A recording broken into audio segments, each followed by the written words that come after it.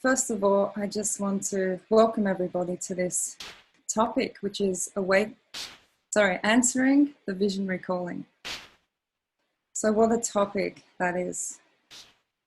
Answering the calling is actually the topic and the invitation from World Unity Week, which has been happening all of this week, with a lot of amazing contributors holding a lot of sessions talking about how they're answering the calling for unity on the planet. So today we're specifically talking about answering the visionary calling. So how do we as visionaries, how do we as leaders, change makers, individuals that are here to create positive impact on the planet, to create a more awakened and united earth, how are we personally answering our calling? So we're going to dive a little bit deeper into that. We got a panel of 3 visionaries today, which will be sharing their stories and their journeys of how they have answered and are answering the calling. And then we will be opening it up to discussion. So for other people to share on how you're answering your calling and what your visions are. So it'll be nice and interactive tonight or this morning, whichever time zone you're in. So I just want to talk a little bit about why I believe that this is a really important topic, especially for where we're at in society right now. So first of all, I'll just introduce myself a little bit. So my name is Kelly Weiss, and I'm founder of Visionary Sessions, which is what this session is here, which is embedded into World Unity Week. And I'm also a visionary guide. So after many years with a background in marketing, working with a lot of visionaries, what I found is that the first step to be visionary is to actually answer the calling. So I feel that this is a very relevant topic that we're delving into today, because in order to lead a movement and make a positive impact on the planet, aligned to your purpose, the first step is to actually answer the calling. So not only is it a very relevant topic for visionaries, but it's also relevant right now with what's happening in the world. So we're going through a moment in history where we're releasing the old structures, old ways of being, thinking, doing, living, and we're making way for the new. So the only way that we can make way for the new is for us to actually come together and co-create new solutions. Solutions that involve us tuning into the energy of this present moment and also bringing in the energy of the future. So not only is it important that we all stand up right now in this moment in history, because that's really the only way that we are going to create these new structures. So the word visionary callings, it's been around for as long as humans have existed. And I really feel that right now is such a potent time that we not only honor the calling, but actually move forward with a lot of momentum. Because right now is the time that we're actually being supported by the planet and many other unseen and seen forces. So I think it's very important that we're talking about this topic. So just to dig into it a little bit before we go into the panels, I just wanted to ask the question, if answering the calling is the first step, where do these callings actually come from? So I believe that our specific callings, because obviously we have individual callings, they're embedded within our DNA. So we're born with them, essentially. And when accessed, they align us to our life purpose. So our calling is part of our life purpose.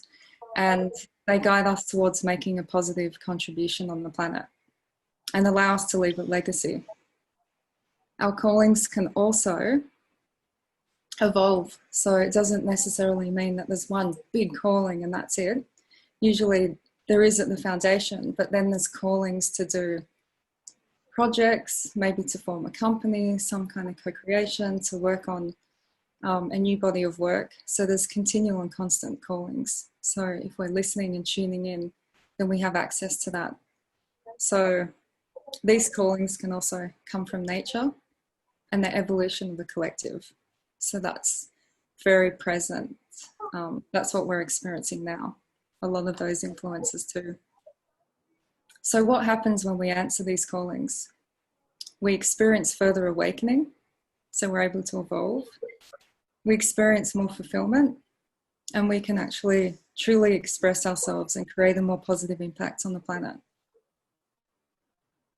What happens if we don't answer them, if we allow them to lie dormant within us, or we ignore the calling?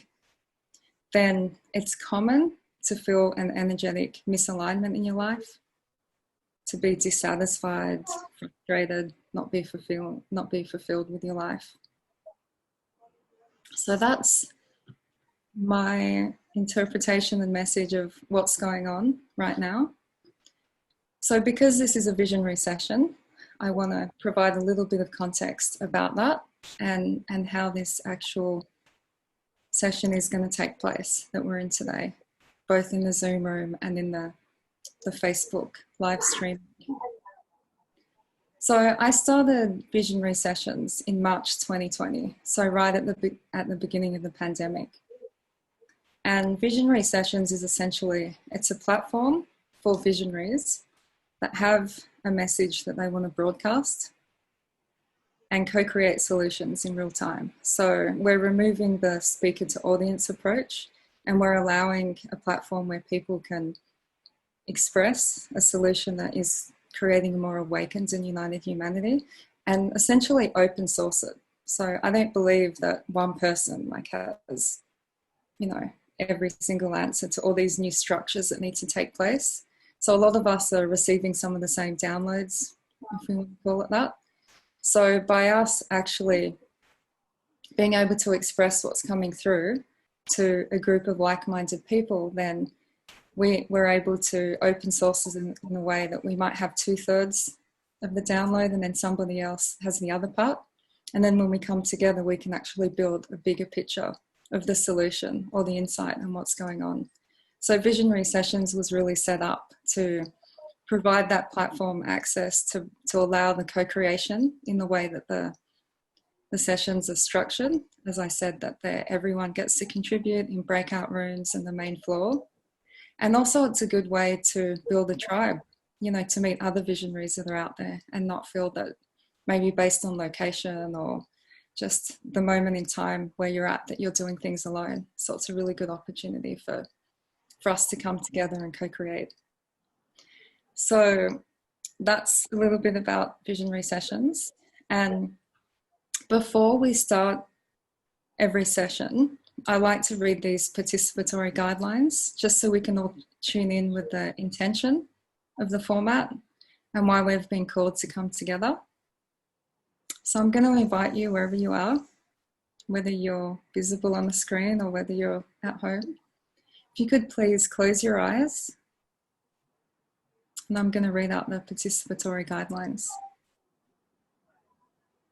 We come together to speak our truth, share our insights and co-create. We come here to connect and build community based on authenticity. We come from a place of deep connection to our heart, inner guidance and the collective. We have no agenda, no needs, and nothing to prove. We show up in service, contribution, and collaboration. We hold visions of unity and harmony that benefit the good of all.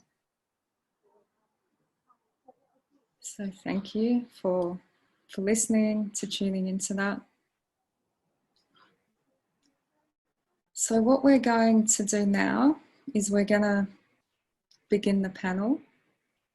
So we have 3 panelists here who are also visionaries who are going to share their story. And we're really going to follow the journey of what happens when you initially hear the calling and get the clarity. And then the next step of taking action. And then an update a little bit further down on what the journey's like once you've taken action to apply this calling. So that's going to be the format of our presenters. So I'm going to start by introducing our first speaker, who has been a very integral part of Visionary Sessions, who has been a past speaker in and some of our other conscious business and leadership topics that we've had. So I'm very excited to kick us off.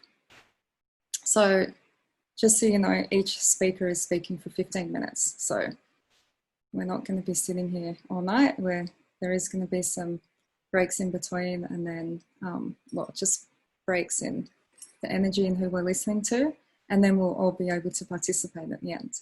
So get comfortable, and I'm really excited to introduce Jeff Vanderklut.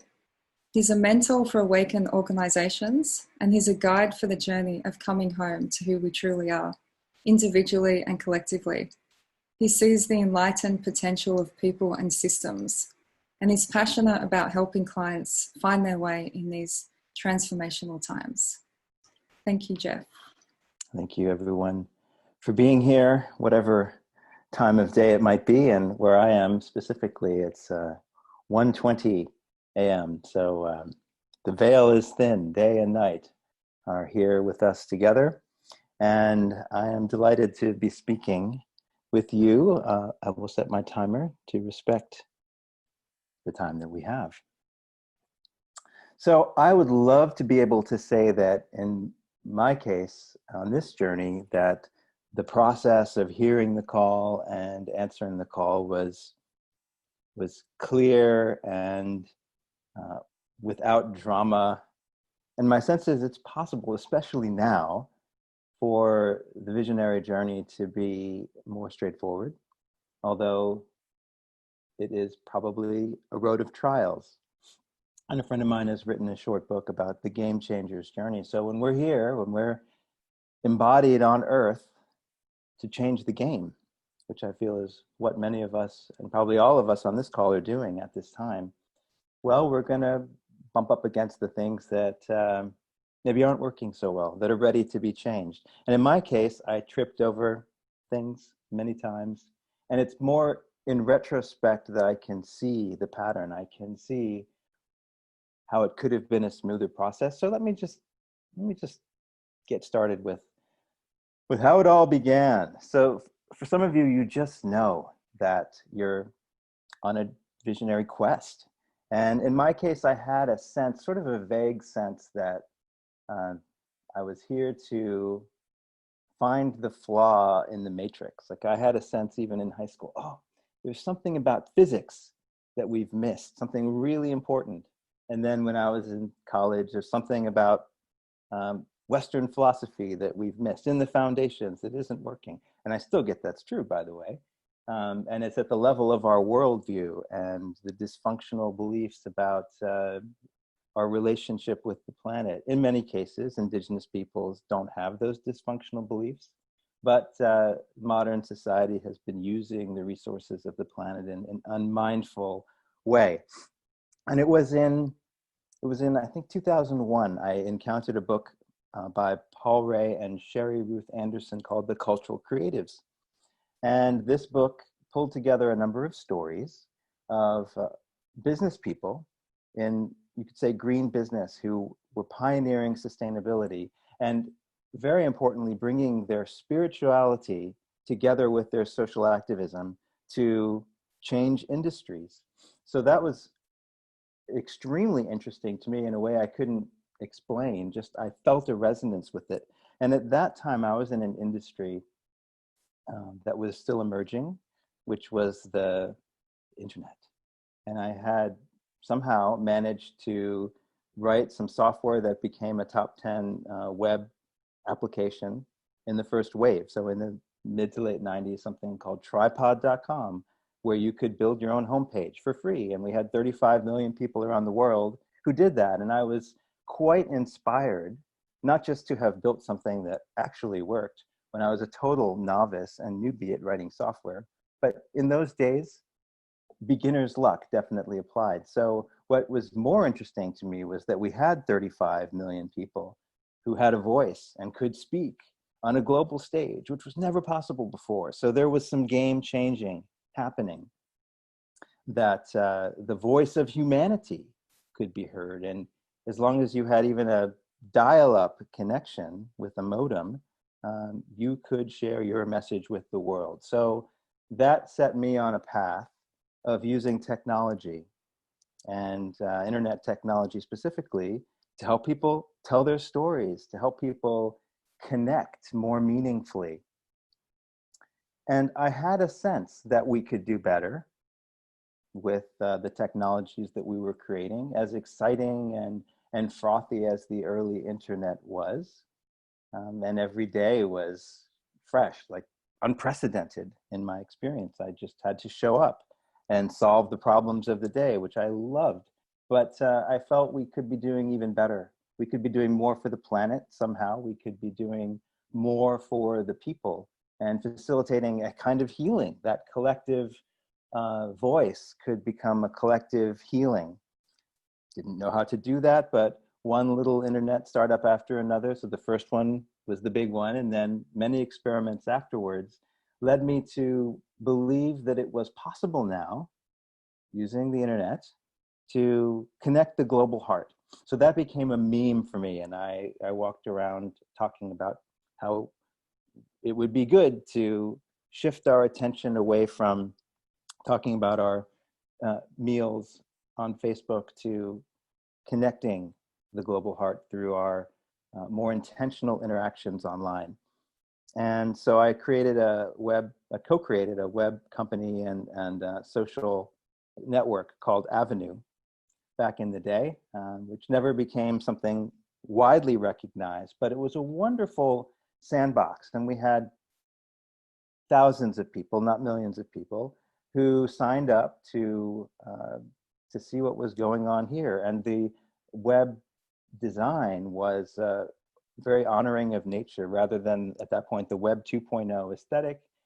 We brought in beautiful photographs of British Columbia and other places where we had personally been to create an energetically welcoming environment that was actually connected with place and connected with Mother Earth. And still, I didn't really know what I was doing, if I even know now, but there was a kind of stumbling forward process, and something felt good. It felt good to honor nature. It felt good to create an online environment where people didn't have to chatter, but could speak with some sense of purpose.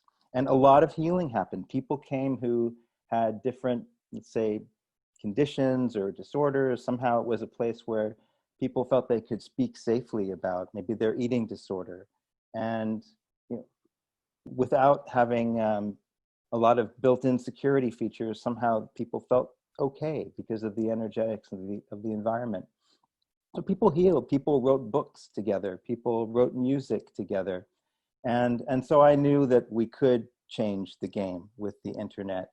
Now, if we fast forward a bit, I've had now maybe 2 careers, depending on how you count, maybe more. The first was that phase, internet technology. And the second is organizational transformation. So I am very focused on how do we bring about change within organizations that have leverage.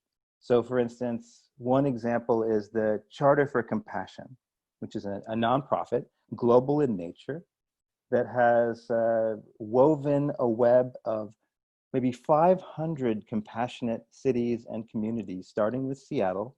So these are cities or other, maybe states even, actually, increasingly. States are looking at becoming compassionate and adopting compassion as a top priority. It started in Seattle and then went global. A lot of things start in Seattle and go global. So I saw this organization as a place where we could bring in new consciousness, and that consciousness would radiate out through the system. So cities, states, entire countries are considering becoming compassionate, and even maybe writing it into their constitution at some point. Thousands and thousands of businesses have said, hey, we're going to be compassionate. We're going to make that a priority. And so now this is very relevant. We look at the headlines and we see the need for compassionate policing, much more compassionate governance, much more compassionate engagement with our brothers and our sisters and our animal friends and the natural world generally.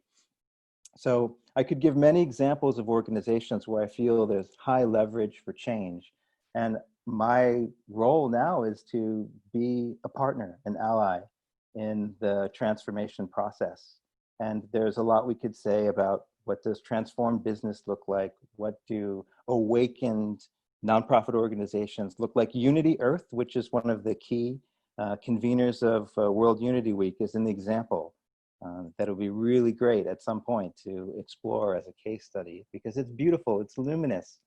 So there are 5 questions that have come to me, maybe for emerging visionaries who are answering the calling, so that you don't need to stumble through the process of finding your way and finding how to make the contribution. In my case, it was quite unconscious, to be honest, and nowadays it doesn't need to be. Nowadays, there are so many of us. You know, the cultural creatives I referred to earlier, already in the year 2000, there were 50 million Americans who were aligning their values with their lifestyles and their consumer choices. There were 100 million in the rest of the world. Well, today, 20 years later, maybe there are a billion of us who in some way are leaning into the transformation that is needed. And this transformation is environmental. I keep referring to the planet, and it's social. The need to be socially just and to actively work to peel back the layers of systemic inequality and oppression, that centuries of unconsciousness in systems at every scale. This requires concerted activity on the part of many, many millions and probably a billion plus people, so that by the end of this decade, we live in a transformed world. And that's where this is leading. And the focus on unity enables us to quickly come together, to work together in a coherent way to make whole systems change possible. So the 5 questions that I promised you. The first one, we might ask ourselves, do I sense that my industry or my field could do better for people and the planet? In my case, there was a kind of under the surface dissatisfaction with the way things were that ensured that I could never be comfortable or complacent or even happy in a traditional job. And I wasn't an intrapreneur. I actually had to work from the outside of the system to create alternatives. Nowadays, there are more options. And the second question, do I long for a world that is peaceful, just, healthy, and fulfilling for all? And this longing was latent in me. I actually didn't discover the longing first. I had to discover books like The Cultural Creatives and spirituality in my own unique way before I could begin to go into the heart where the longing resides. But when we find the longing, we find fuel for our journey. And the third question, are inspired ideas for new solutions coming to me? I wasn't some kind of channel or prophet, but somehow in the very early days, I had the experience of people giving me a book. Hey, you might enjoy this. Maybe you would enjoy this movie, this speaker. You know, let's go see somebody talk at Caltech or whatever it might be. And so life somehow led me step by step to ideas that I could begin to digest and implement. And then over time, yes, the downloads came. Yes, maybe even the channeling of higher consciousness came. You know, it's an interesting time to be alive, and we have many capacities that we can explore. The fourth question, can I identify the places where systems change is possible? And as I mentioned, just with a few examples, I could feel, for instance, the Charter for Compassion, what was and still is, even more so now, a way to distribute compassionate consciousness. And compassion is about action. So it's an efficient way to spread out solutions and ways of being that heal and restore our relationships with one another and the planet. And there are so many points of light now, so many organizations like Unity Earth that are really succeeding in this mission. And then we have orders of magnitude further that we can go. The fifth question is very important. To what extent am I willing to stay with the process. And it was the year 2000 when I had some initial glimmers of something or other. I also read a book, When Corporations Rule the World by David Korten, which was very alarming, which said we need to change path. And it was 2009 when I actually unplugged from the matrix, so to speak, and began to just trust that life would bring me work and other opportunities that would be necessary. And life did exactly that. Life is an incredibly willing partner with this important work. So 11 years later, I'm still leaning in. I'm still discovering every day what it is that I can do, that we can do together in unity to transform the world. There's an organization that I'm very intrigued by on this call called Humanitry, which literally roots us in the earth and gives us a direct sense of the sacredness of life. And there's so many others. I wish I could name you all.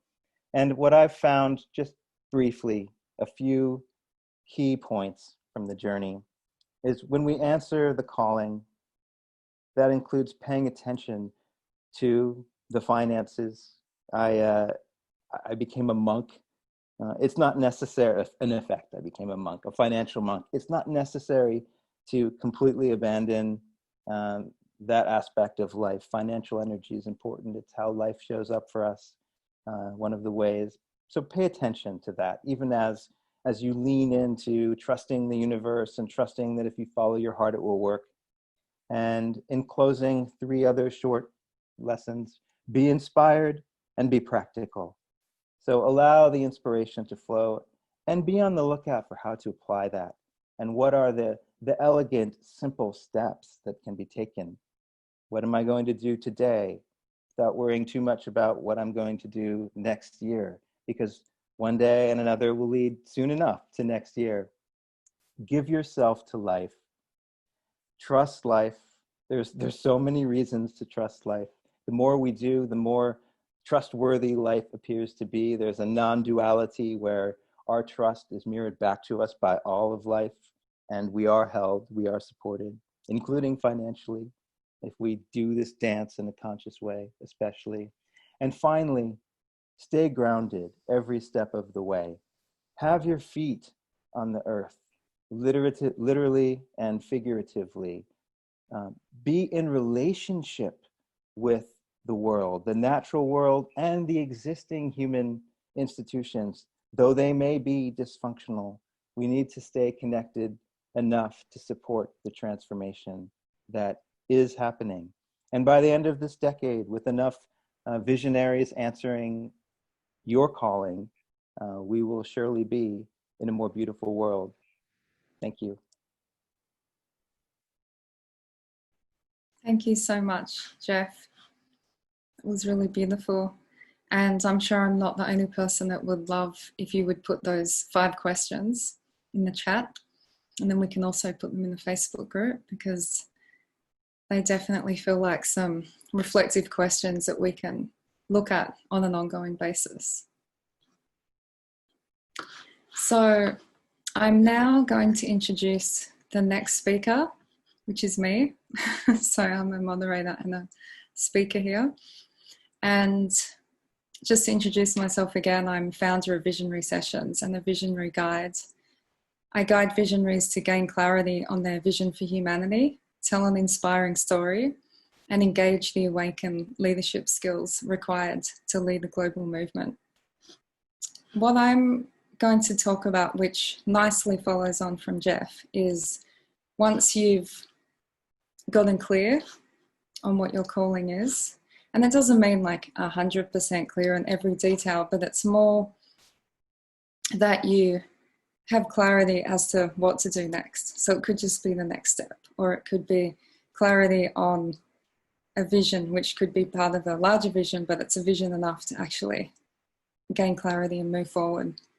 And I'm going to give you an example, a real life business recent example, and also a process that I used, which came to me in real time, just by listening and tuning in of how I applied it to the business. So, as I mentioned before, that the calling, or the callings, whether it's a project or to move forward with something, they can come in many different ways. So they can come as a download, so you can just like bang and get all the information at once. It can also come through years of work. Kind of sounds a bit like Jeff's journey. And it can also come through an inner knowing. And I also do, my background's marketing, so I do intuitive clarity sessions with businesses where we actually use intuition and tuning into the higher intelligence of an organization to work out and gain insights on what the actual vision is. So there's many different processes and ways in order to get the calling or a calling. And I'm going to give you an example of what came through to me a few months ago in March, which was the download to create visionary sessions. So I'm going to walk you through how that happened, what I did, what the outcome is thus far, and I've also got a model to show you. So I will mention, I like to talk about a vision for humanity. So to me, a vision for humanity is really about seeing an improved version of humanity and a pathway and a structure to get there. So you could say, I see X, achieving X through X. So my vision is seeing a new wave of leaders creating evolutionary impact on the planet through operating in more awakened ways. So that's the vision that I hold. And there's many different ways that I personally contribute to carrying out that vision. So part of it is doing the storytelling and the marketing and the intuitive clarity work. And another part came through as visionary sessions. So it relates to my overall vision for humanity. And then within the overall vision, there's also the vision of visionary sessions. So lots of use of the word vision here, but obviously there's a reason for that. And I will say that a vision doesn't need to be based just on sight or seeing. So a vision can be feeling, it can be knowing, it can be hearing. So it's engaging all of the intuitive senses that we have: feeling, seeing, knowing, hearing. And it can either come in one of those forms more than the other. So in my case, being clairaudient, I heard my download. And then after hearing it, I could see it a little bit, and then I feel it. So your vision could be mostly about feeling. So what happened was, I'm a road cyclist, so I like to get on my bike for hours at a time and connect with nature and just be present, which is often when downloads can come to us, not when we're forcing them. So I got a download that was a business idea and a structure and the name Visionary Sessions. And at first I was like, wow, that's a really good idea to have online events. So we're not limited by location, and events where everyone gets to contribute and you don't just listen to someone speak and then you don't get to actually express your wisdom and vision to the conversation. I'm like, that's a really good solution. And then I thought to myself, well, great, someone else can do that because I'm focused on something else. And then the download came again. So I realized that it was coming to me. So I spoke with a few trusted advisors, one of them being Jeff, and somebody else, and they actually felt into it and said, I see this being really important and really big, and I encourage you to go ahead with it. So I did. And I'm going to talk about the formula that I used. So I'm going to share my screen now.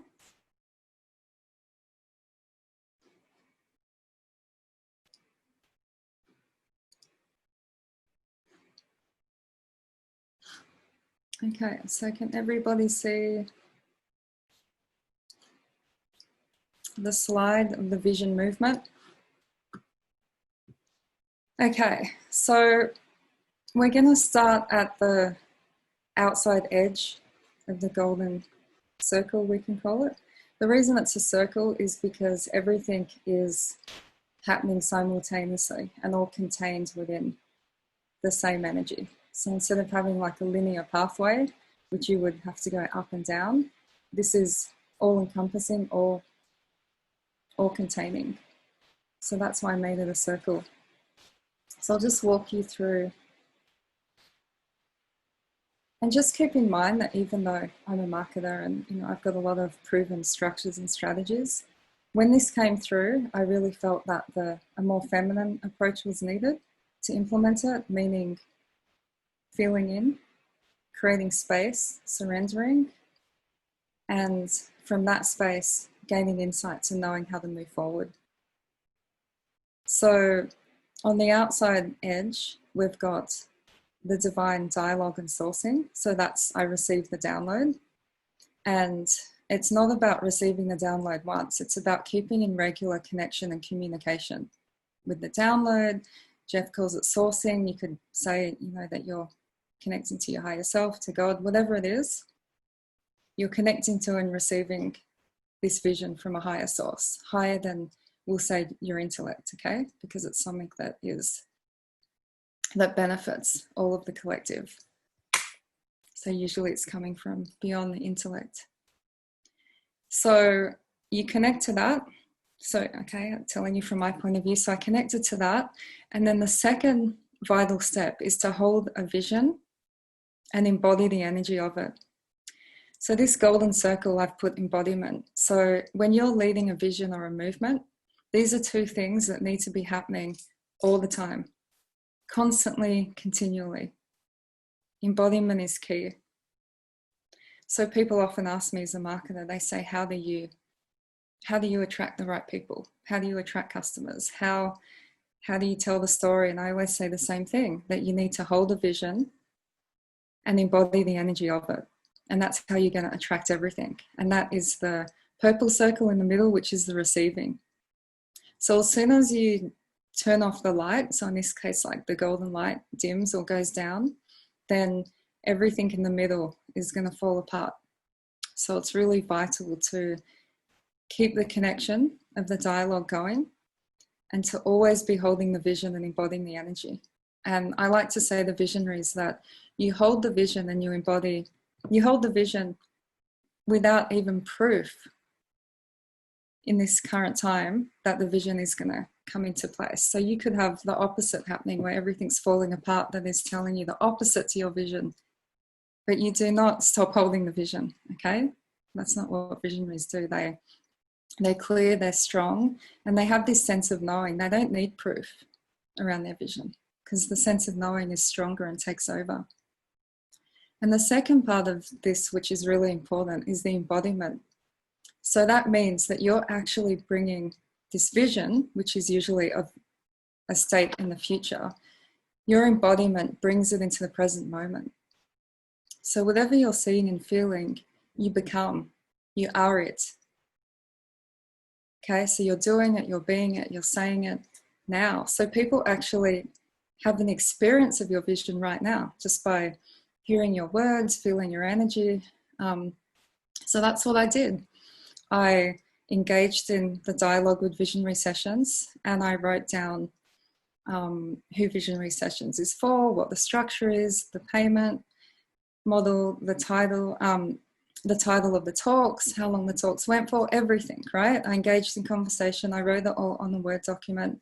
And then within 3 days, because I'm also a designer, I was able to build the whole website that told the story.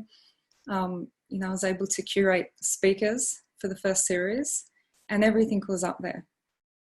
Now, what happened was I had a goal to get around 35 people live to the Zoom calls, so that way we could have breakout room discussions.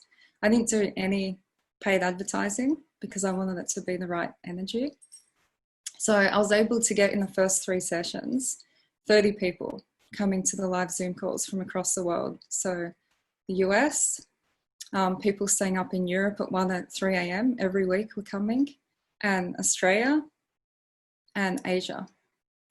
And that happened, I feel, because people, obviously, we're attracted to the speakers, and that was part of it. But I also felt that they were able to look at the words which told the story on the website, and they could feel the energy of it. Because if we look at the action part, the green part, because I showed up in service, so I didn't make it about me. Okay, I didn't even have my name on Visionary Sessions as the founder, which I actually probably need to change now. So I just showed up in service, like, you know, I'm bringing this to the world. I feel that it came to me for a reason. And then you let go of expectations and attachments. So we're very conditioned to, I'm going to do this because I'm going to get that, okay, approach. So giving to get. So if you release that and you just say, I'm given guidance, this feels in resonance, it aligns to my vision, I'm showing up in service, not ego, then the expectations and attachments don't even come up, because that's more based on, you know, individual gains or like expectations, you know, when it comes to the old way of marketing, we will say. So that's really important, that while you're engaging in the dialogue and the sourcing, while you're holding the vision and you're embodying the energy, and then you're taking the action while showing up in service and releasing expectations, then you're automatically creating an energetic web or network, we could say, of receiving. So you're attracting in those that resonate, and then your vision and movement is actually taking form and shape. Okay, so it's like a living, breathing energy that is coming back towards you. So we could say that the gold and the green is like outward energy, and then the purple is inward energy. So that is essentially the model that I followed, and the results of the community. I'm just going to stop sharing my screen now. Through following that model, I was able to create this community where people were able to say that they felt that a safe space was created. People were showing up every week. At the end of 3 sessions, we needed to continue on, and I didn't have any speakers curated, so we ended up doing play sessions, which were repeated shorter sessions of the first 3 sessions, so the same speakers could come back. And we still had around 27, you know, over 20 people coming to all of them. So all of a sudden, so quickly, this community was built where people felt resonant, where they felt welcomed, where they felt safe, where they could express, where they made comments that they don't know any other community that is like that, and they're part of many online communities.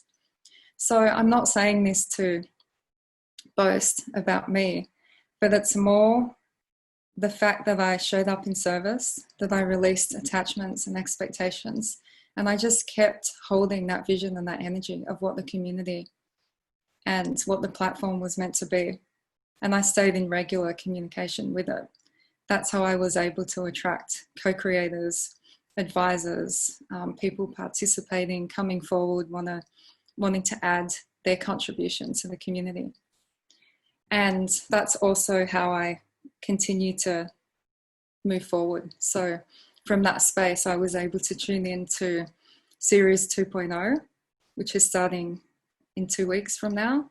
And I was able to curate the theme, which is Awaken Leadership, and also the 5 presenters. And it all came together really beautifully. And I have to say that if I just used my mind or like my marketing background and came from this need energy or this having to prove or ego or made it anything to do with me, it wouldn't have been created in the same way. So thank you everybody for listening to that and to my story. And what we're going to do now is we're going to move on to the 3rd presenter who's going to follow on the path and also share her experience as a visionary. So I'm going to introduce you to Chrissa Gardner, who serves as a vision curator and devoted catalyst for higher purpose and the integrative sustainability of our planet. She's founder of Optiva and the Optivus Co-Creative, and she inspires leadership as a steward, guide, and creative spark for empowering the co-creation of a sustainable world through business and lifestyles evolution. And hello, everyone, from Seattle. I'm very grateful to be in this shared space with you this evening and exploring the notion of being of service as a visionary for our planet.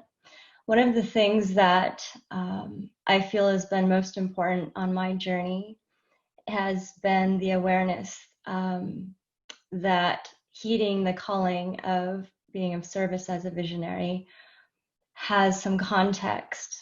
I feel that many of us are born by nature. We have deep intuition and knowing and connection. And structurally, societally, many people utilize that vision to support conditioned beliefs and what we've been trained to understand as measures of success, a abundant life, a meaningful journey.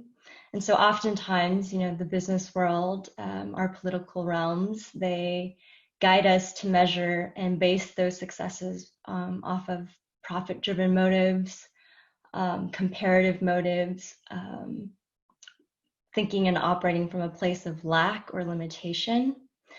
And for me, a lot of my journey has been opening up to exploring what my own truth is with all of kind of what I refer to as the past paradigm ways of belief.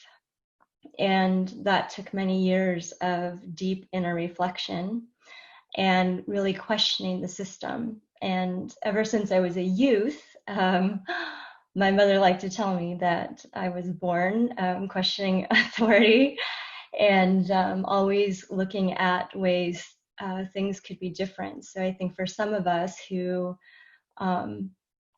didn't fully accept all of that conditioning from the get-go, it might have been a little easier to respond to what we feel are actually possibilities for change and evolution. And so that little bit of what I would say was maybe a reserved defiance that I had in myself and in my soul served me on some levels. My mom liked to say that ever since I was 4 years old, she knew that she wasn't going to be able to mother me. So for me, it started pretty young. And the way that evolved and expanded for all of us, regardless of age or phase of life, it's can be an energetic struggle, as Jeff was speaking to, of not only accepting and choosing what to accept, but also choosing what to disintegrate, that we are taught in schooling and work, careers. For me, that really started in considering what types of careers and what I wanted to be, my youth and as a child. And of course, all the typical roles were all up for option. And there was a part of me that just really, thought I might start off as an attorney because I believed in justice and equity and all these values that I had that I really felt I wanted to take a stand and represent in my life. Then that shifted to perhaps wanting to be a physician, because I felt that I wanted to support the healing and the well-being and the health and the vibrancy of human beings and our planet. And that was definitely something that came to mind as a strong possible career path. And eventually in college, it also evolved into perhaps I'll be a news broadcaster because I want to be able to share and tell the truth. And, all the things that we explore from a career standpoint. And eventually I came to know that business was actually my calling. And so I went to business school and really looked into what was in my heart and what I felt, where I felt I was going to be able to contribute the most progressive change and kind of authentic intention. And that took me down a journey of starting my career in business consulting for a Big Five consulting firm. And eventually knowing with the rise of tech that I would work supporting strategy and planning and business management for software and tech development type companies. Eventually, I was recruited by Microsoft and never thought I would work there. It was much more of a relational and long-term kind of engagement soul, but it impressed me, and I met a lot of wonderful, beautiful people and many visionaries in their own right. And so I continued with that journey and really knew that in my heart, that calling for me was that from the very beginning, I didn't ever feel like I was home. And what did that actually mean to me from a career standpoint? I just knew that this pathway was temporary. And eventually, having been, working at Microsoft for 5 years in the corporate world, I started to receive guidance, as Kelly was speaking about, much more deeply around meaning in my life and being of service and purpose in a very applied way. And so when I answered that calling, it came in the form of not so much a New Year's resolution, but guidance between the week of Christmas and New Year's, that I would be leaving corporate world and a lot was going to be shifting in my life. Very interestingly, in the same year as Jeff of 2009, I actually, I just kind of waited patiently without heading it and making all those decisions by mind. And that calling actually came during the summertime of that year. And within 2 months, I had left my career, and with everyone around me saying, why would you do this when you've kind of, quote, made it at your young age? And was listening to what I know to be the soul of our organization, Optiva. And when the voice and a calling comes from a perspective that not only you can no longer deny, but is so clear, one of the most challenging things was, following my heart. That was the year that I literally, my life turned inside out.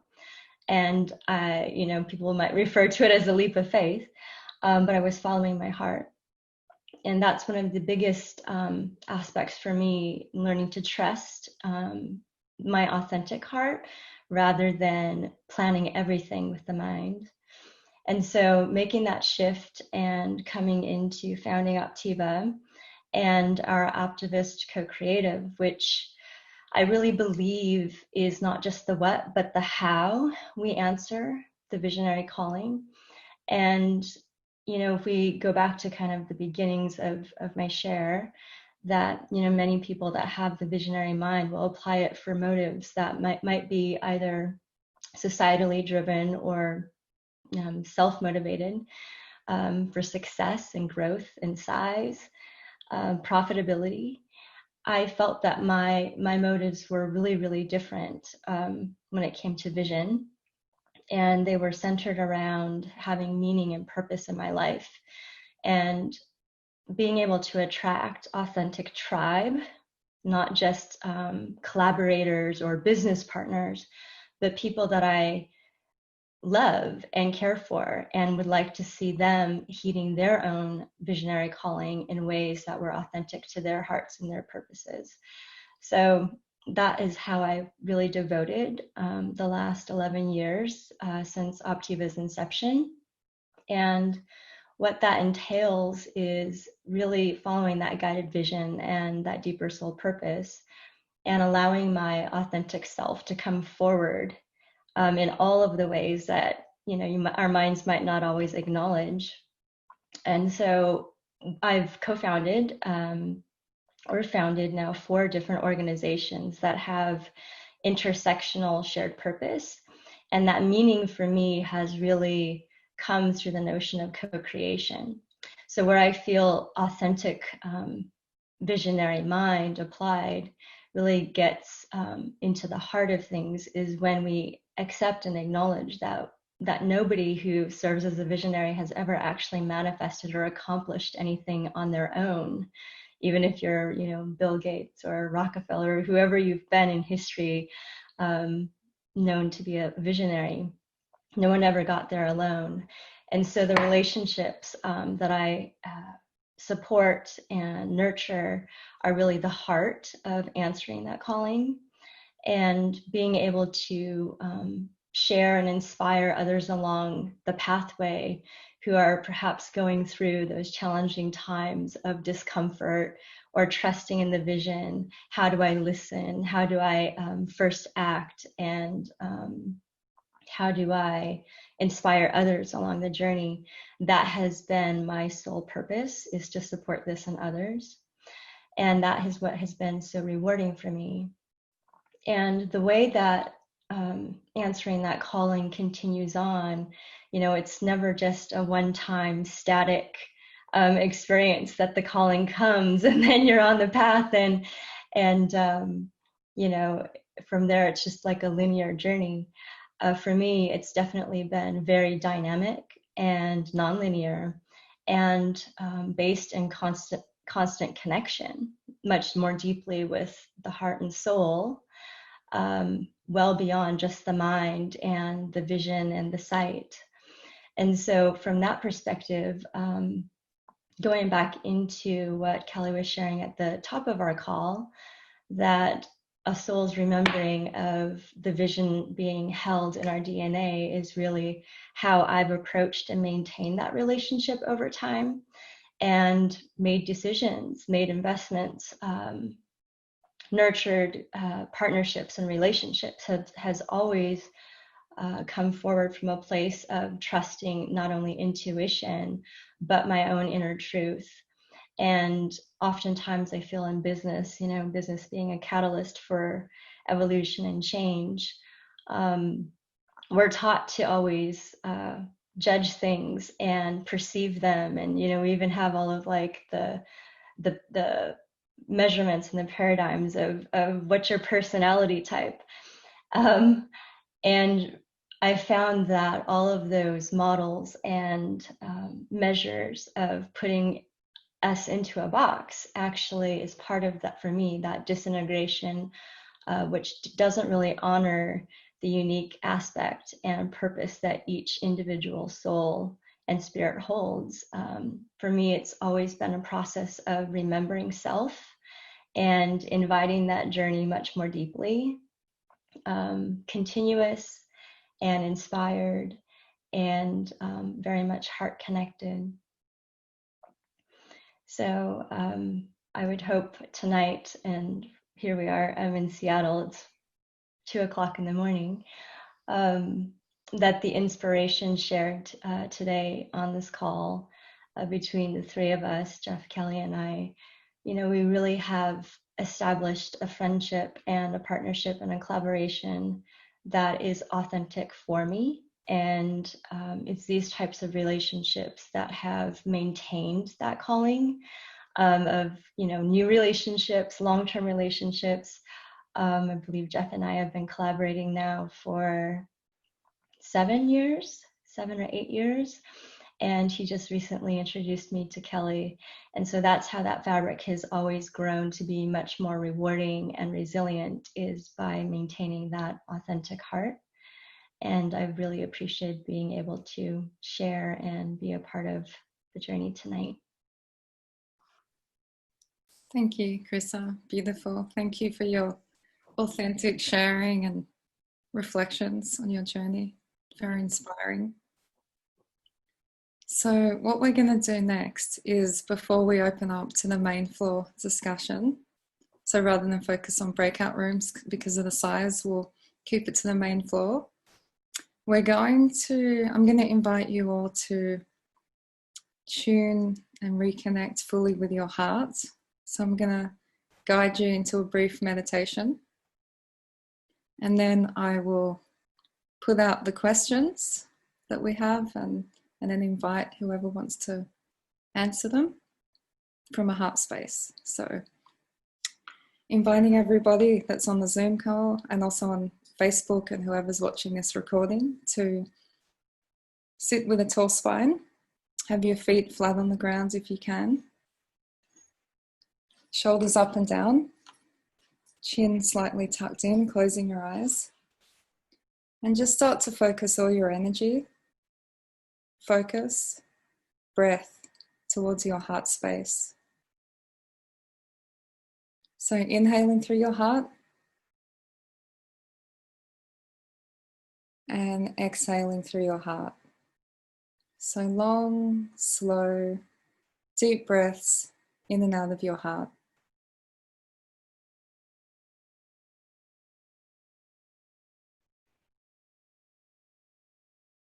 And with your next inhale into your heart, start to breathe in openness, expansion, radiance. And with your next exhale, start to breathe out beauty, purity, and peace.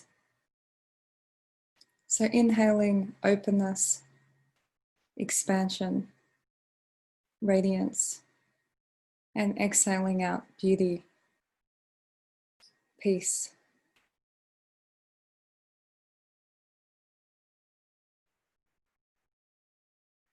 As you breathe this energy into your heart, this openness and this expansion energy, start to feel it expanding into every cell of your physical body, expanding into your energetic body.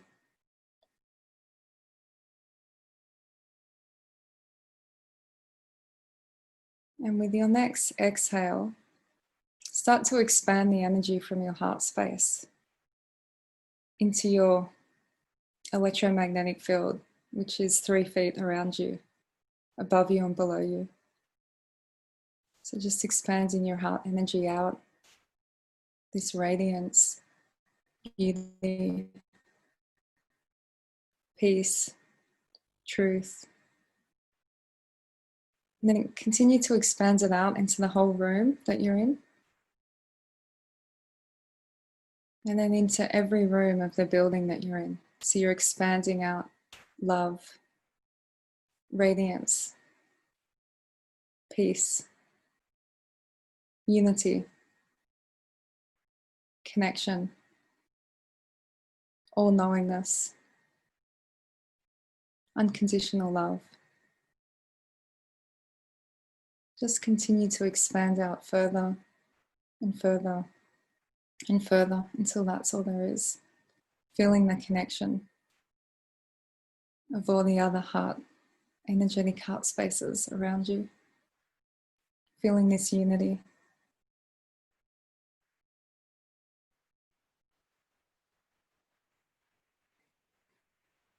And while keeping your energy expanded, connected, and united, I'm going to invite you to come bring your awareness into your physical body as well. So having that dual awareness, and then gently open your eyes when you're ready.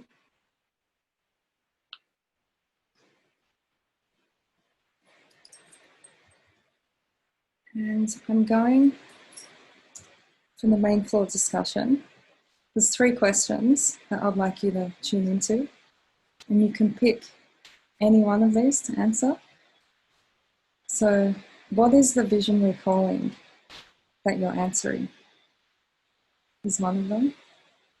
Where are you in your journey of answering the calling?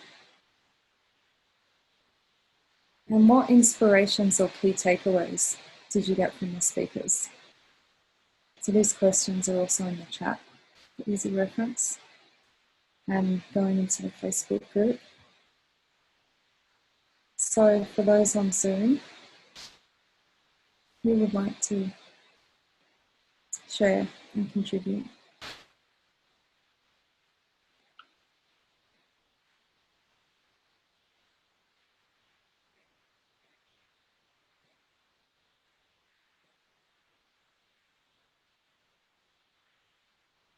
So you can unmute yourself and then answer one of the questions.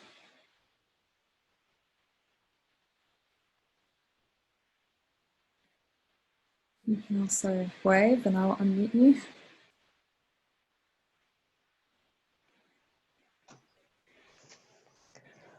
Hi everybody. I'm happy to pitch in if that's okay. My calling is in business, and I've had a few sort of.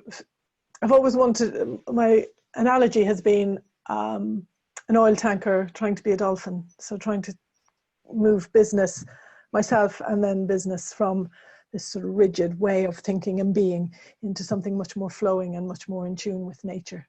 And my journey, like everyone's, has been long and bumpy, and well, not everyone, speaking for who I've heard.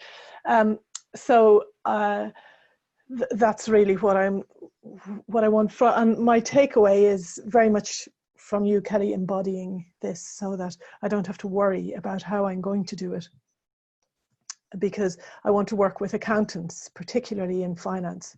And so that box is quite tight.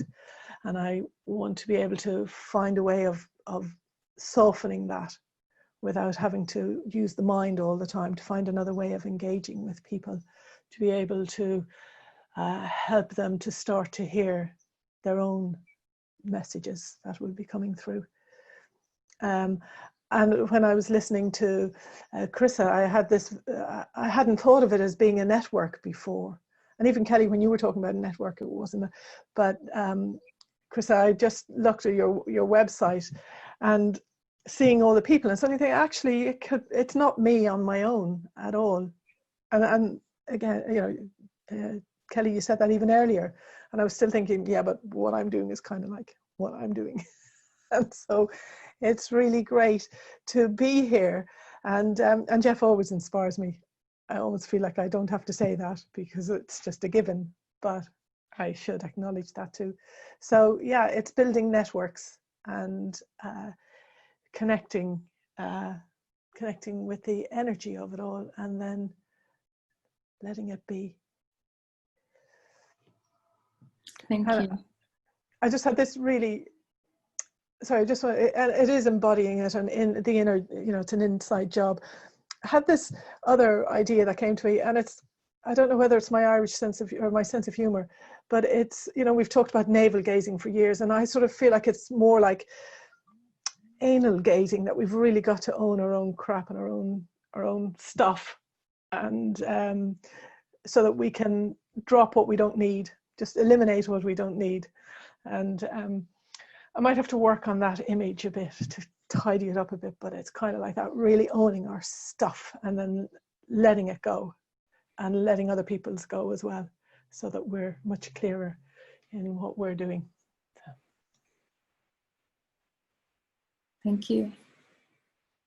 Who else would like to share at one of the questions?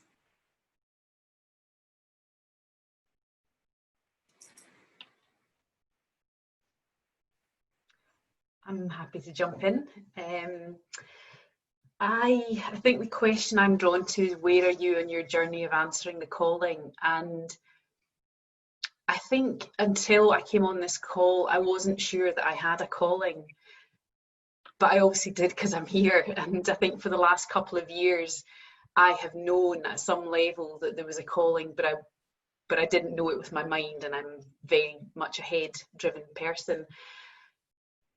And so that's been quite a big realization for me, just literally on this call, is actually, yeah, I do have a calling. And when I was listening to each of the three panelists speaking, I was kind of bringing back, it was coming back to me throughout my life.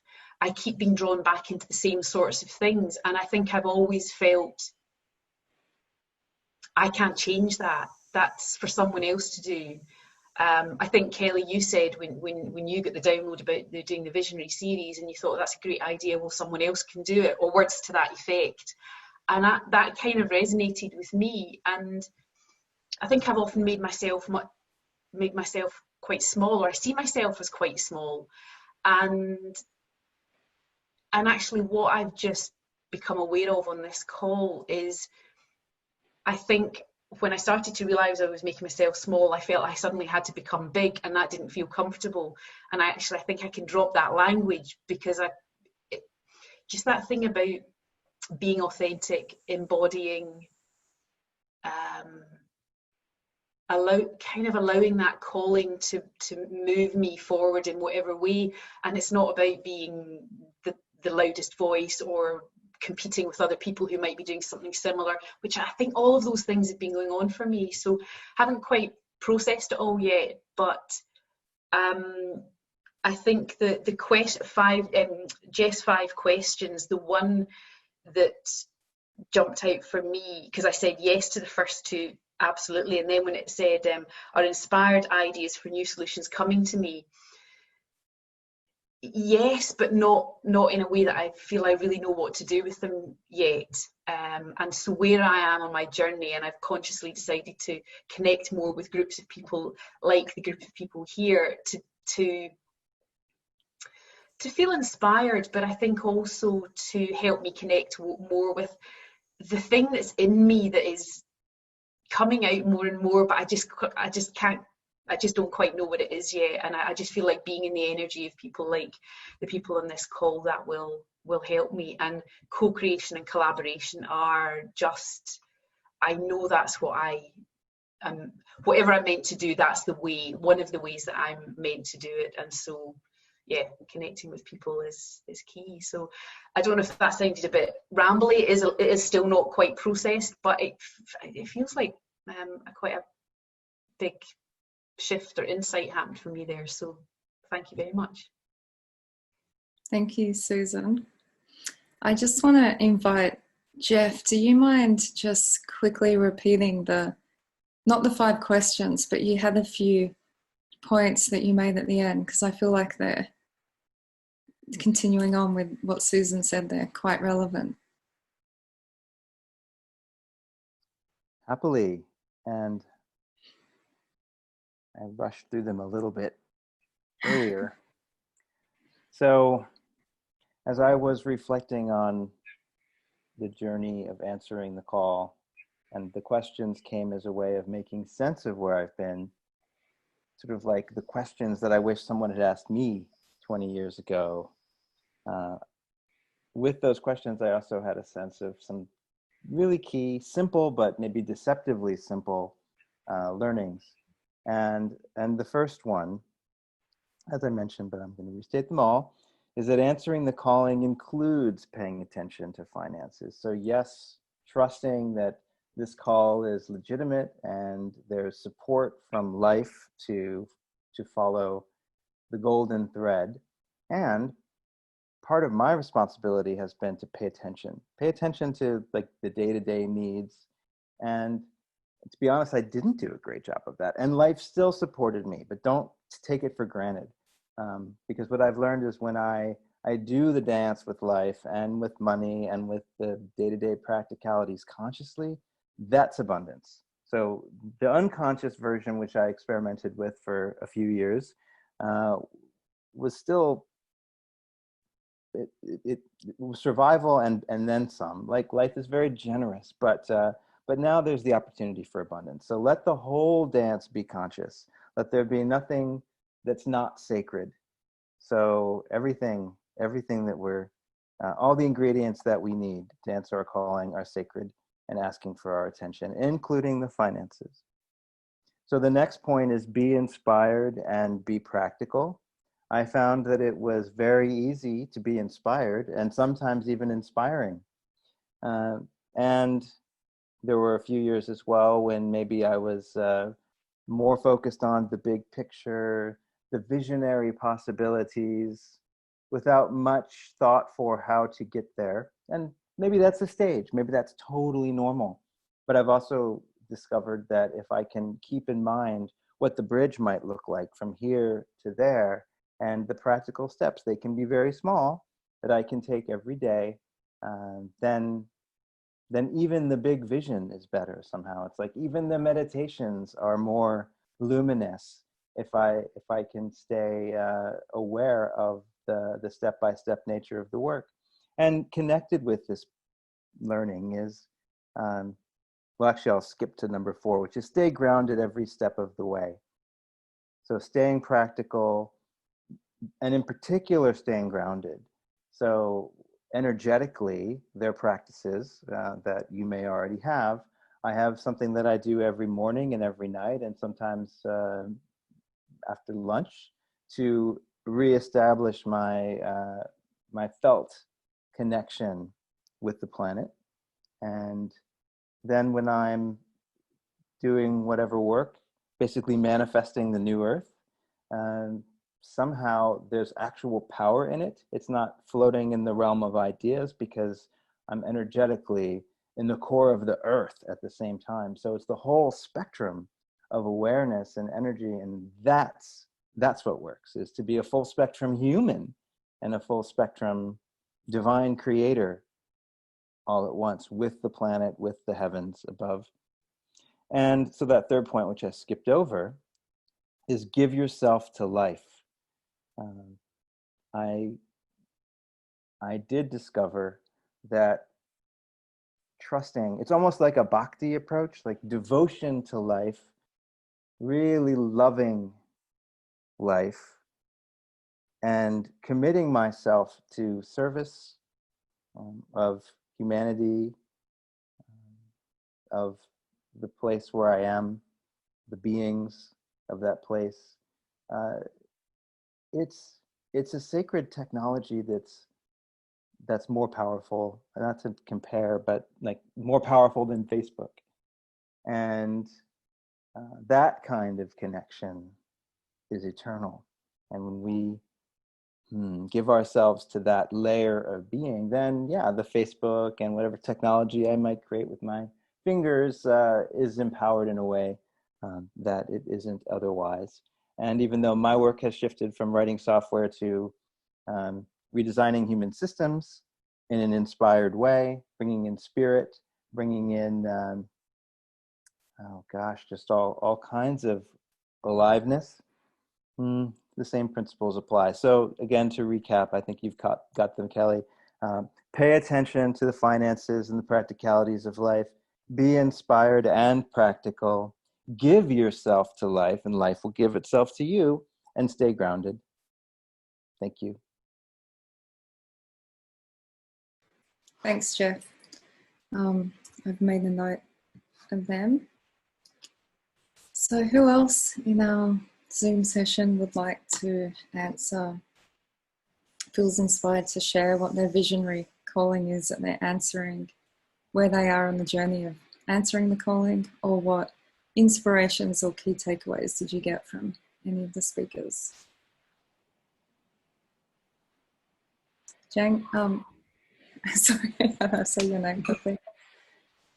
Hello, everybody. My name is Yanji, and I just want to say thank you, for all of us that are here and listening everywhere. This is an amazing time to be alive.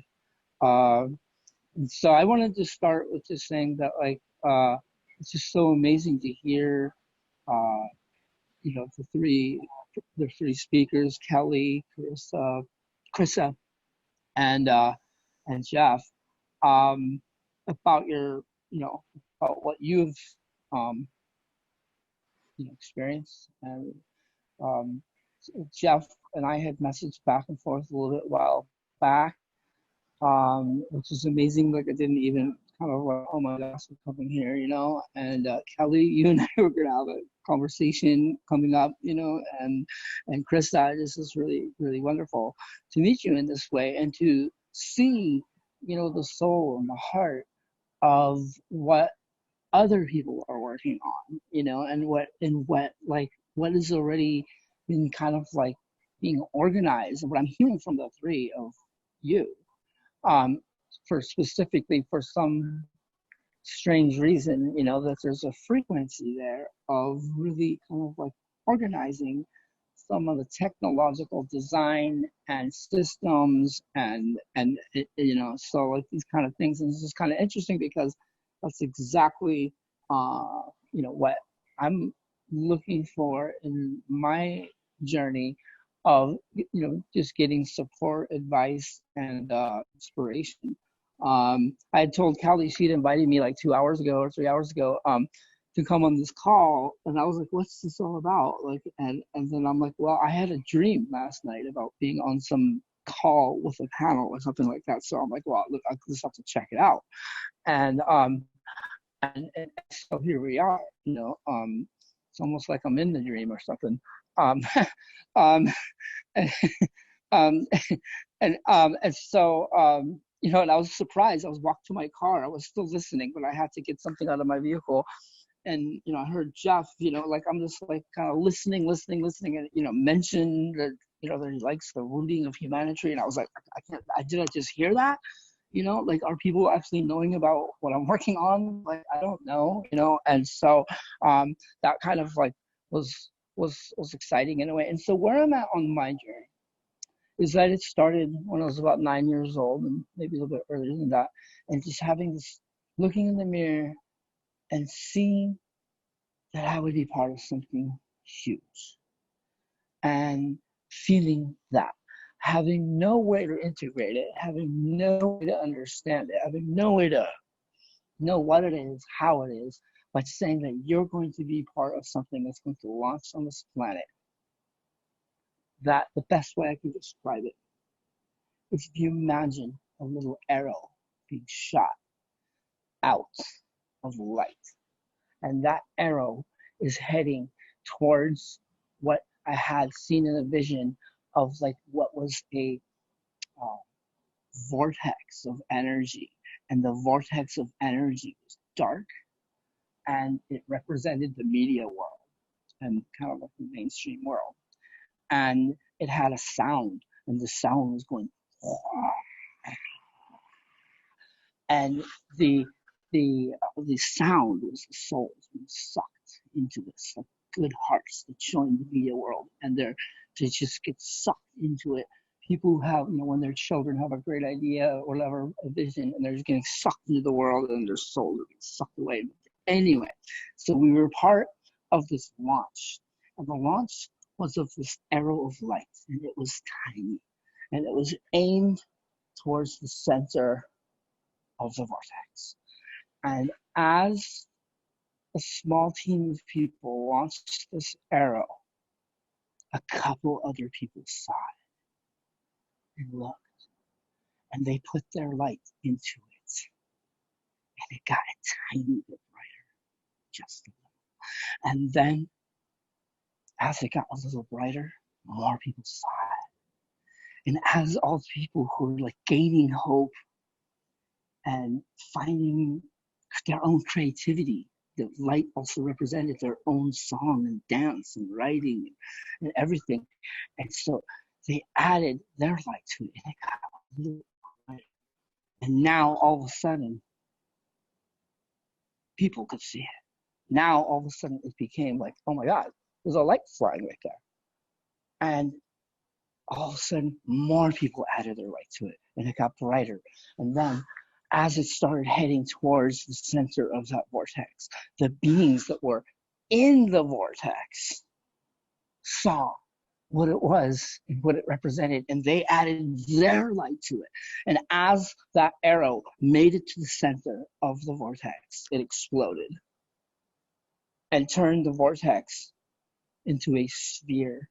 And it was like the media world all of a sudden had a more justice in light and dark forces coming into a new balance. And so where I'm at in my journey is having discovered something that can be launched like that arrow, and having found, you know, thousands of people already that have joined us, and we're still relatively underground. We're in the dark, let's say, you know, not really like, you know, not really fully you know, launched yet, I guess, or something.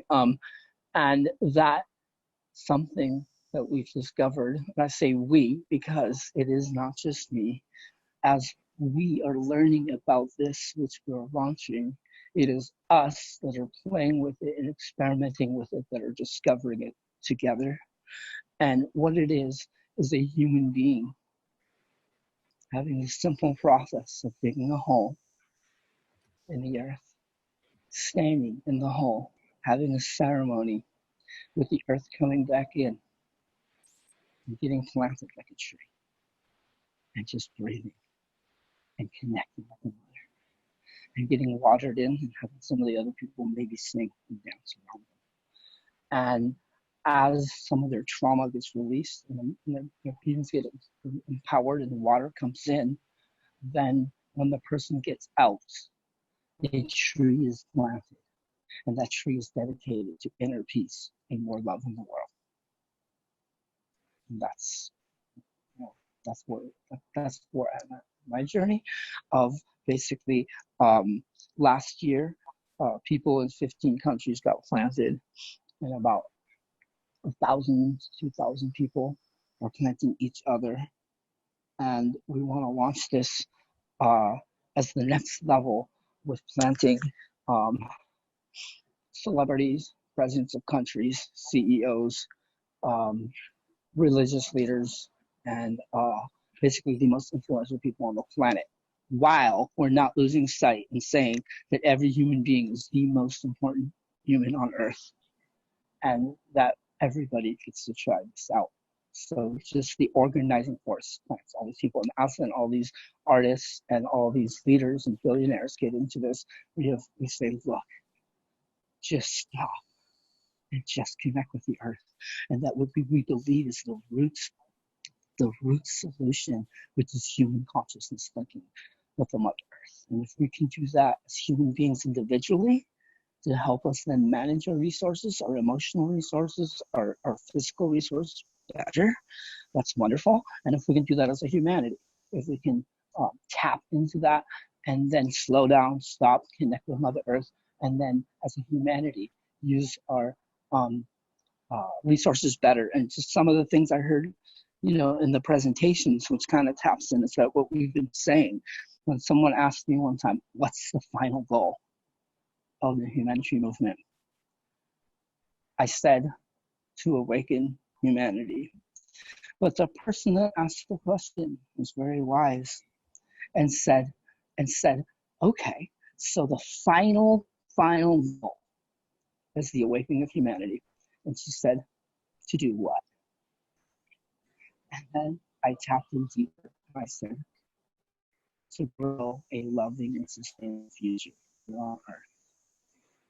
And that was already spoken about, I think, by Carissa. Thank you for sharing all of that, and for matching our stories with your story, and for the visualization. Thank I you. included a link in the chat to the humanitarian movement for those who would like to know more, and I'll put it on Facebook as well. Thank you, Yogi. Including a link to that. So we got a little bit of time left before we close the session, and there's a few more people here we haven't heard from, so I want to be able to create that space and opportunity before we go into the closing. So it looks like, Glenn, you are ready to say something?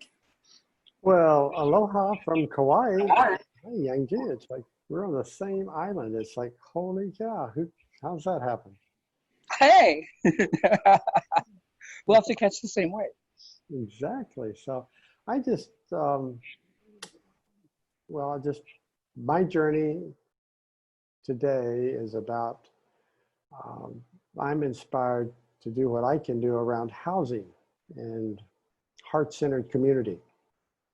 And something that what you guys have all talked about, starting with you, Jeff, around your questions, just spoke to me, really just right to the core of who I am and what I'm about at this time in my life. And Kelly, your model is pretty much right on target of what we've been doing. Not following the model, but you modeled it in a way that expressed what's been going on in terms of just taking in our what my inspiration, or not even my inspiration, the inspiration that has arrived through me has to do with taking the profit out of housing and even commercial properties as well, and shifting that profit-centered housing culture that we currently have to one of nonprofit looking at the good of the whole, eco-positive, at cost housing that's rental property in perpetuity, that's built the last hundreds of years. And the place we're at is allowing the universe to work through an emerging team that's being attracted to this vision, that in my mind, I have no clue how this is unfolding, except that the universe keeps bringing assets into play and magic continues to occur, and I continue to have gratitude and awareness and recognition of the magic. And this thing just keeps rolling in its own vortex of energy of creativity. It's just amazing. And all of it coming out of good of the whole. And I've created another nonprofit that's a DBA of goodofthewhole.org. And we're also sponsors of this event, the Unify Week. And it's just, I just have a lot of gratitude for the journeys that the three of you have been on in your life that lend, I don't know, just more credibility and support and encouragement and energy toward really shifting this, again, this cultural model that we have of how we're supposed to live and generate wealth through our housing, which I think is at a tipping point now to shift to a whole nother model of livingry. I think Bucky talked about, in his book, Critical Path, shifting from weaponry to livingry, to just a new structure that's now emerging, and that's my work for this next chapter in my life. Now I'm 71, and as I turned 70 last year, my commitment to myself was to go bold, answer the question, how big can I play, and what's mine to do, and this is it. So I just want to say I have a lot of gratitude for everyone that's here, and especially you guys that are just coming right along to kick some ass and change some things on this planet in a way that we got to get going. It's like, let's go bold, guys. I'm all in. So I'll say I'm complete. Thanks, Glenn. And I just wanted to mention, because I do know Glenn, we met in Boulder, Colorado a few years ago, and I was able to tune into his purpose and work with him on getting more clarity around some other movements that he was focused on at the time that are definitely about creating a humanity and a planet and animals, and they're all living in unity. And I'm mentioning that because it seems that a calling, so I'm not saying the calling, a calling, can also be something that is relevant to a time period, right? Where we're called to work on a certain project and give that everything, and that's aligned to our life purpose. And then there could be, it reshapes, and there's another focus. So I'm just mentioning that because I know that from following Glenn's journey the past few years, that seems to be the case. And I feel that also can take pressure off us, right? And there can be, like Jeff was saying, where you're not thinking about next year, where you're just tuned into the moment, like, what am I called to do today? And is that calling today looking like the next week or the next few months? Don't know. Oh yes, I do know. So you focus on however long you know for, and you commit to it, and you let go of that attachment and that expectations, and you just know that calling is coming from a pure and guided place. And however long that calling of that project or that focus is, it doesn't matter, right? It's all about being aligned and connected to what it is in the moment, and being of service and doing the best that you can, and knowing whether to discern So practicing discernment as to whether that is something that you're all in. Like Glenn said, he's gotten that discernment that, yeah, this is what I'm going to spend my focus and energy in, and go big and be able to make the most of the amplification and the support that's going on in society right now on a planetary level and beyond. Yeah, I would say it's crazy how the universe shows up. I mean, I have an architect in Jakarta, I have an architect in London, I have a team in Fort Lauderdale, somebody in Santa Fe, a team in California. It's just crazy. And I didn't know these people from anywhere, and they just showed up out of nowhere. And you know, we're going to change. We're doing 3D printing of housing is here.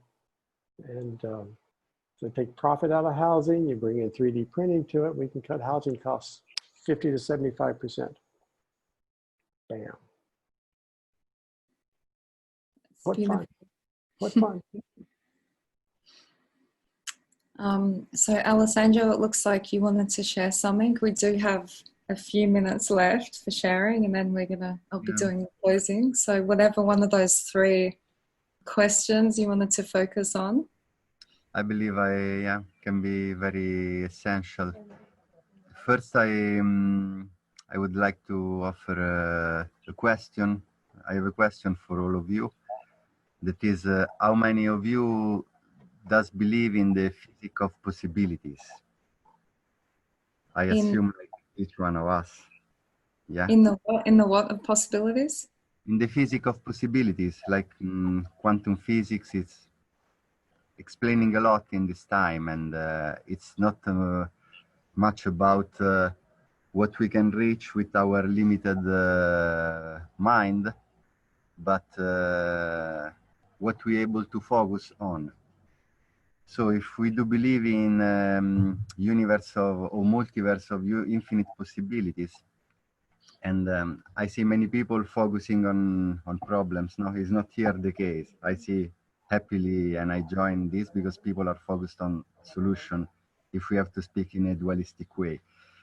The reality is that there is a living process, so it's not about speaking about frames, it's about being aware of dynamics and what can be our contribution to the harmonious directioning of the dynamics.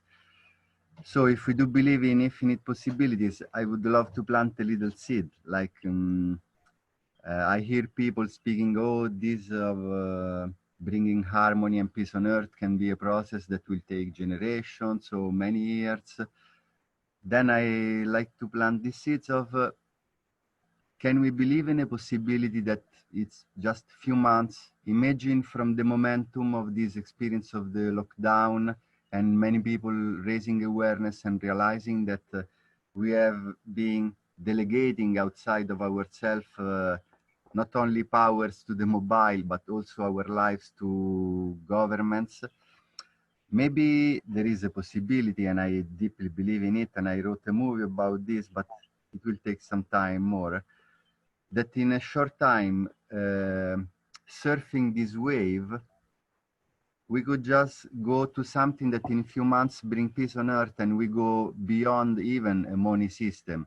Doesn't need something that, no, I really mean something that doesn't use money at all in a short time, because money is a tool. We can be able to use it properly, but that is a tool, not a target. So in my final vision, there is the image of a healthy tribe, and all healthy tribe we have had on earth doesn't feel good with the concept of money. They see it more as a symptom of division, and also same for politics. So I envision humanity that is one in full awareness, and really goes through these experiences in a very short time to a dimension that we are all collaborating, but we difficultly can envision rationally.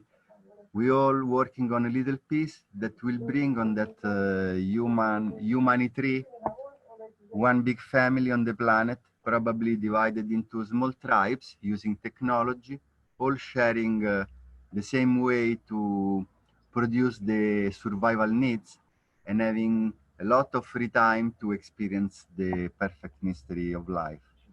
So, yeah, this is the seed I want to plant, that also solution can come in a very unexpected and quick, fast way. Thank you. Yes, that's a very good point, and definitely, I won't say a possibility, many possibilities support that vision. So thank you.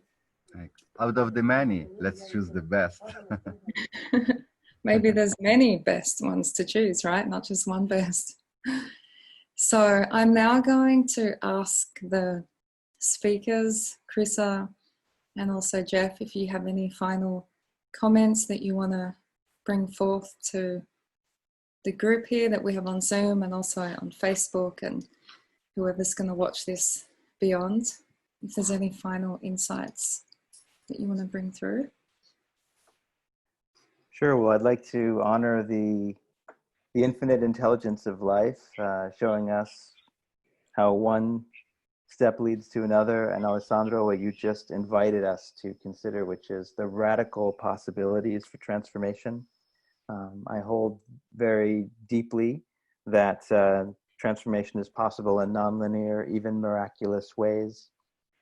In a Chinese metaphysics system that I'm aware of, this year is especially a time when the fairy tale ending is possible, and how fortunate we are to be finally working with the difficult, if you want to think of it as difficult, challenges of society and business, because this is when we can, in fact, realize the leap. We've made our individual leaps of faith as we've answered the calling, and it's time now for a collective leap into a new consciousness and a new way of being together on the planet that is fundamentally in harmony and in love. So may business be, and may your businesses be, joyful participants in this movement. Thank you. Thanks, Jeff, for sharing. I just would love to add in gratitude for all of you being present with us today. The notion that visionary calling is a continuous regenerative experience. And like Alessandra was saying, believing in all the possibilities, that kind of goes back to how I, just viewed the world and the universe in general as a young girl. Was I never understood why anything was not possible. And that's the probably most fertile ground and ingredient that we could ever have to apply any form of vision toward, is belief. And so that regenerative nature, I've found the universe consistently responds back. Spirit in the universe, every time we step in further, we believe further, we co-create further, we inspire others further to shine their light, it's always reciprocally responded to. So thank you for being here and contributing. Yeah, thank you everybody for being here and sharing your presence and your energy and your life and your journey and your vulnerability. What I want to add in is really just reconfirming and extending upon what was mentioned by a few people, and also expanding out from that individual calling into more of the collective wholeness way of interacting, is movements are not led or do not come about from one person. Okay, so a movement and a vision becomes reality through co-creation, through many people feeling the vision, seeing the vision, tuning into the vision and participating. So never do you need to feel, if you're receiving a vision or a download, that it's something that is for you to carry out all by yourself. So it's really important to know that. And the principles that I shared with you, especially the embodiment part and embodying the vision as if it's happening right now, is how you will attract and meet your co-creators. And it's how you'll be able to encourage other people to tune in and also embody the vision with you. So that's the final insights that I have.